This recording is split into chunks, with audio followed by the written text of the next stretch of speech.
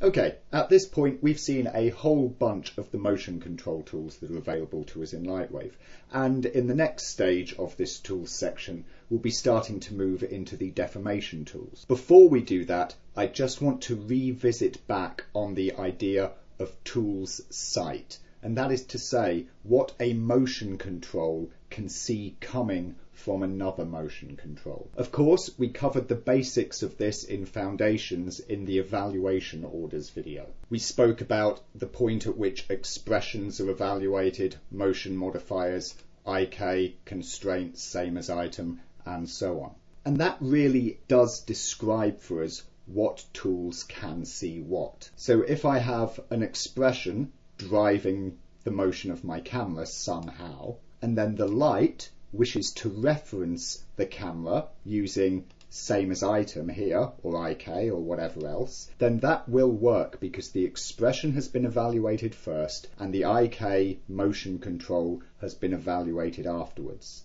It is an evaluation stack, a motion stack, one thing after the next. However, if we have a different situation, where perhaps I have same as item, IK, target, whatever, controlling my camera, and I wish to have the light reference that camera via a motion modifier, that will not work because motion modifiers are evaluated before motion control. That is, of course, unless you turn on the after IK option for the motion modifier, in which case the motion control, target, pole, same as item, gets evaluated first. The motion modifier gets evaluated after. Similarly, if my camera here were being controlled by follower and I then wished the light to reference the camera's motion, but to do it using the motion control system, were the camera's motion modifier to be operating after IK, then that wouldn't work because obviously the motion modifier would be being evaluated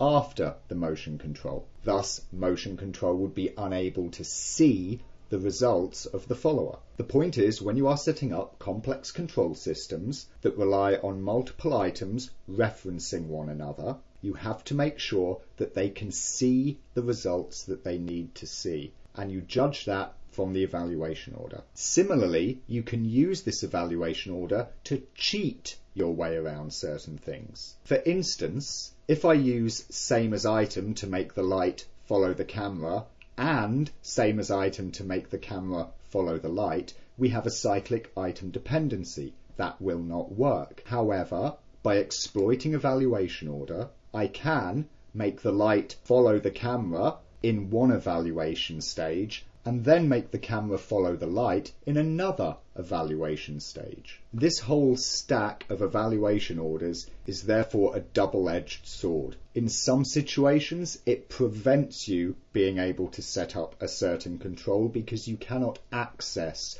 the motion information that you need to. In other situations, it allows you to set up otherwise impossible or conflicted controls because the values that are being pulled from motion channels are being pulled at different times. The one thing to take note of with motion modifiers is that not everything has the after IK option. For example, the simple orient, point and whatnot constraints. You'll notice that there is no after IK checkbox anywhere here. You might normally assume that if you don't have an after IK checkbox in a motion modifier, then the motion modifier is being evaluated before IK. This is not correct. If a motion modifier does not have an after IK checkbox, it is being evaluated after IK. It's not so much that the after IK checkbox allows you to turn after IK on, more it's that it allows you to turn after IK off. So here's a really simple demonstration of this fact. I've added a little null there. I'm going to use the simple point constraint to make it follow the camera. So now where the camera goes, the null also goes.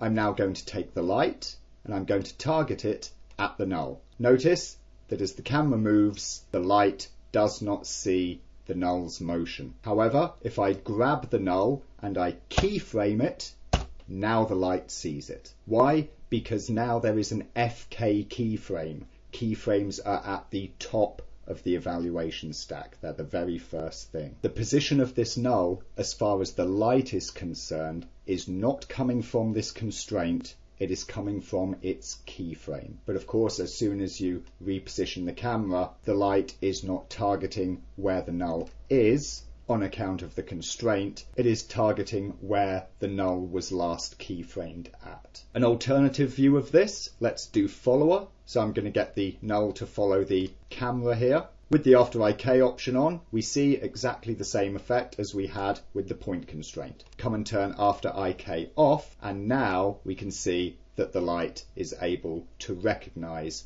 where the null is. So there we have it. A little bit of a refresh on the evaluation orders of things, and of course specifically how this causes the different motion controls that we have to interact. Of course, there's no reason that I couldn't have set up some part of a system whereby I used the simple point constraint on this to tie it to the camera. If it wasn't something that needed to work interactively, like perhaps a switch that I'm building to manually switch between one system of control and another, all I would have to tell the animator is, look, when you want this null to be found by the light at the point of switch, just keyframe it. The values are there, they just need to be found, and if nothing else, you can make a value findable by adding a keyframe.